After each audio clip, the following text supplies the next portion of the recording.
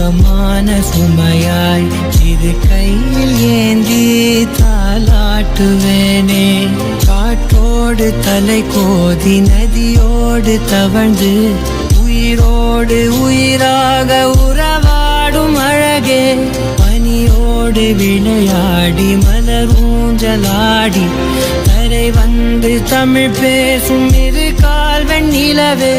சிறகாக உன்னை நான் ஏந்தி செல்வேன், சினுங்காமல் உன்னை நான் பார்த்து கொள்வேன். ஒரு கோடி இன்பங்கள் உன்னை பார்த்த நொடியில் நான் வாழும் நாள் மட்டும் நீ எந்த மடியில்.